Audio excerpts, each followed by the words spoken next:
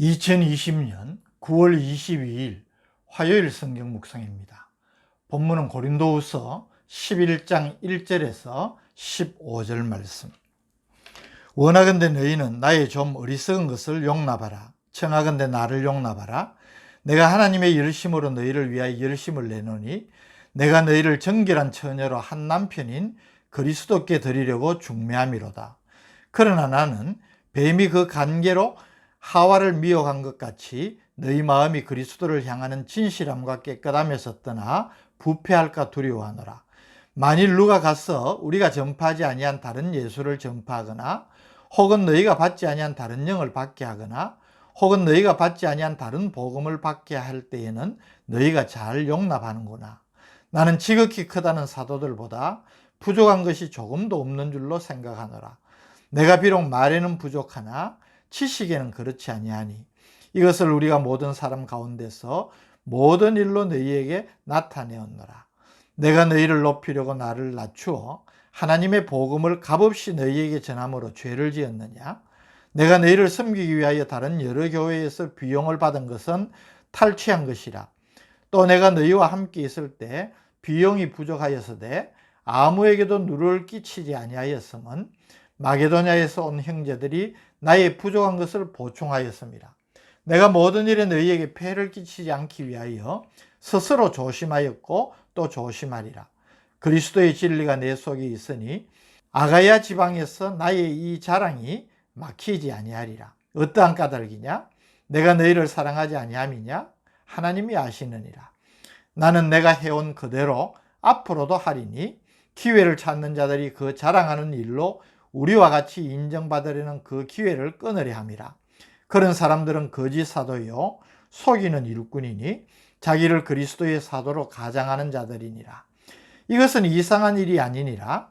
사탄도 자기를 광명의 천사로 가장하나니 그러므로 사탄의 일꾼들도 자기를 의의 일꾼으로 가장하는 것이 또한 대단한 일이 아니니라. 그들의 마지막은 그 행위대로 되리라. 아멘. 본문은 사도 바울이 거짓 사도들과 자신을 비교하여 거짓 사도들의 위선을 폭로함으로 자신의 사도권의 정통성을 입증하는 내용을 보여줍니다.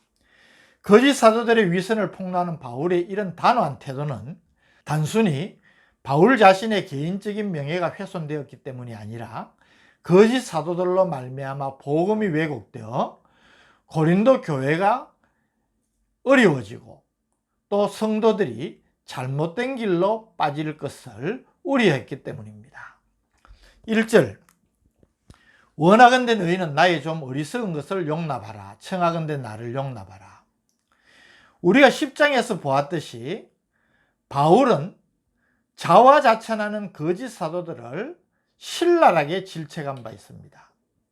그런데 이 10장 본장에서 바울이 자기 자랑으로 볼 수 있는 자신의 업적 혹은 성과를 말하고 있는 것을 보게 됩니다. 그 이유가 무엇일까요?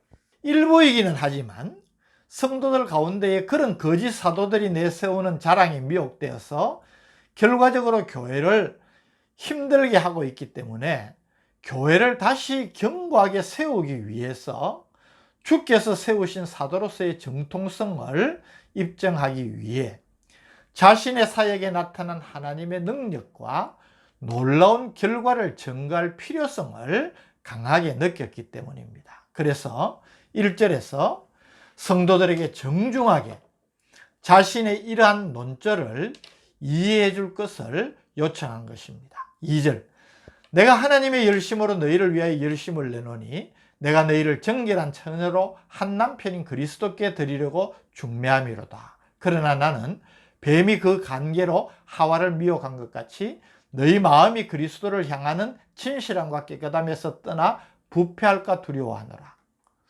바울 자신은 고린도 교회 성도들을 예수 그리스도께로 인도하기 위해 열심히 중매자의 역할을 하려고 힘썼다는 것입니다. 그런데 거짓 사도들이 마치 에덴 동산에서 뱀이 하와를 간교하게 미혹한 것처럼 성도들을 미혹하여 그리스도에게서 떠나게 하려 하기에 염려하지 않을 수 없다는 것입니다. 그런데 실제로 바울이 염려한 대로 고린도 교회 일부 성도들이 거짓 사도들에게 쉽게 미혹되고 있음을 4절에 풍자적으로 지적하고 있습니다.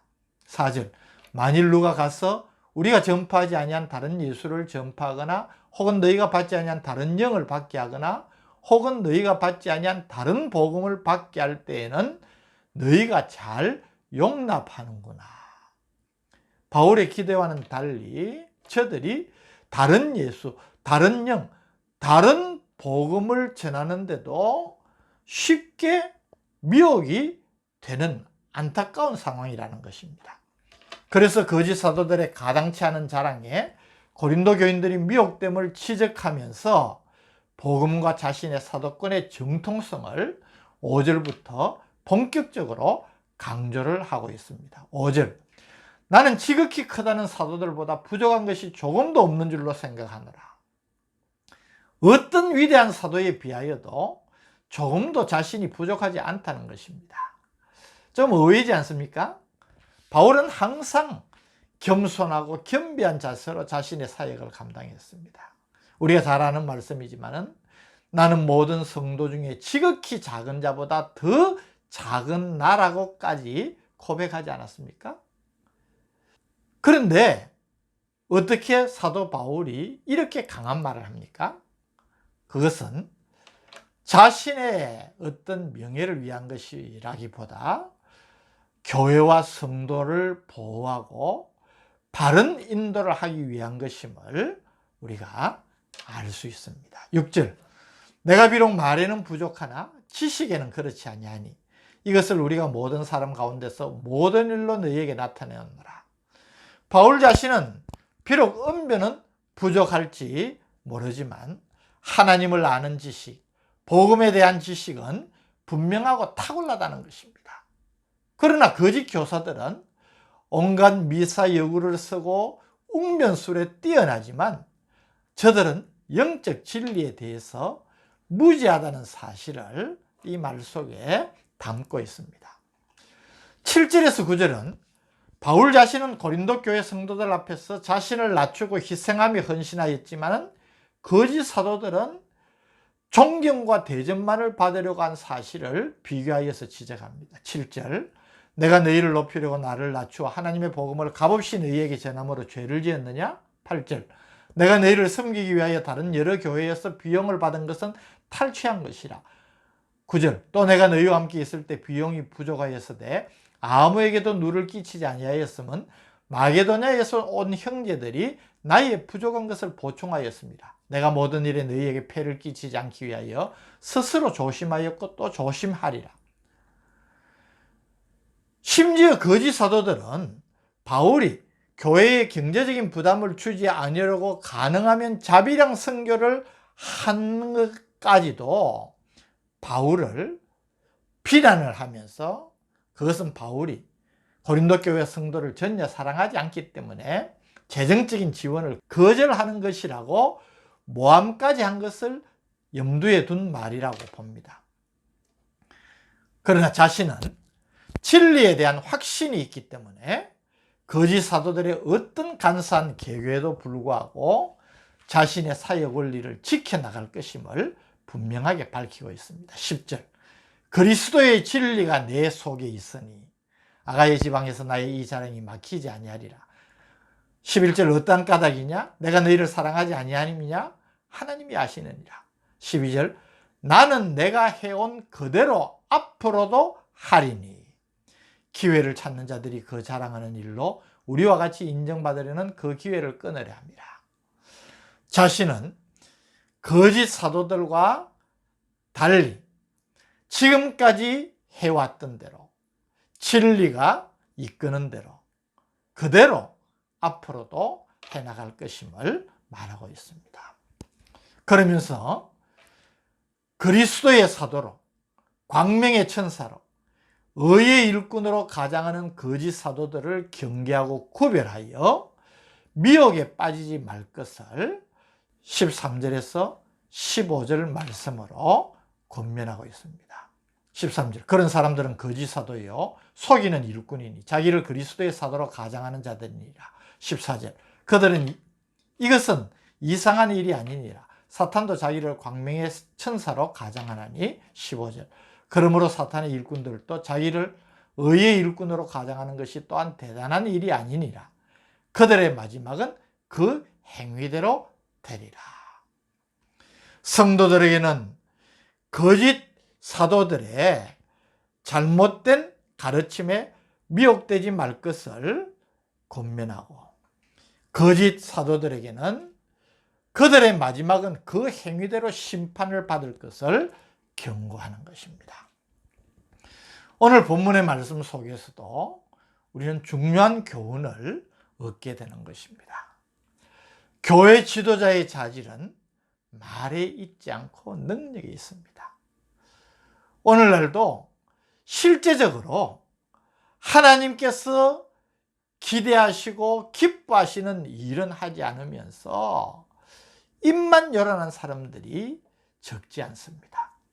고린도전서 4장 10절에 하나님의 나라는 말에 있지 아니하고 오직 능력에 있습니다. 우리는 이 말씀을 마음에 새기면서, 특별히 거짓 사도들은 자신들이 하지 않은 일도 자신들이 하는 것처럼 꾸며서 나타내고 자랑하는 반면에, 그건 윗선이죠. 사도 바울은 정말 자랑할 수 있는 엄청난 사역의 결과를 가졌으면서도 이렇게 신중한 자세를 보이는 것을 배워야 합니다.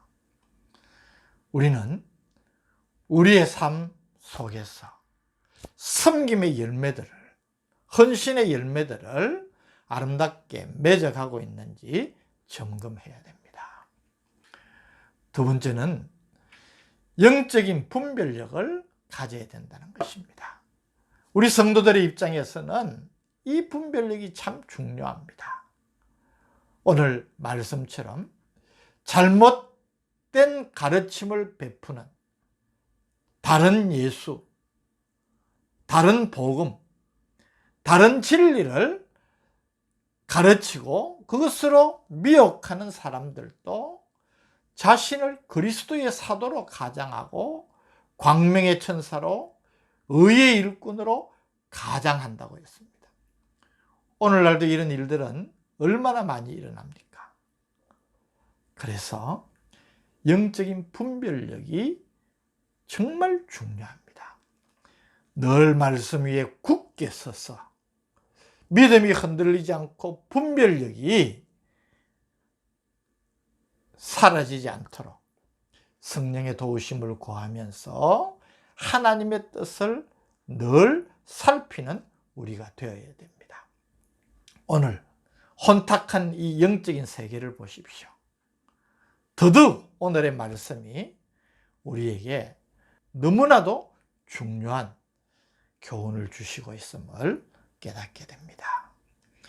하나님께서 주신 은혜의 직분들을 아름답게 잘 감당함으로 그 삶 속에서 그 결과를 나타내고 열매를 맺고 또 분명한 영적 분별력을 가지고 흔들림 없이 믿음의 자리에서 떠나지 않는 복된 성도들 되시기를 주님의 이름으로 축복합니다. 오늘 말씀처럼 우리에게 꼭 필요한 이 섬김의 열매와 또 영적인 분별력을 주셔서 이 시대에 우리의 사명을 잘 감당하게 하여 주옵소서. 예수님 이름으로 기도드립니다. 아멘.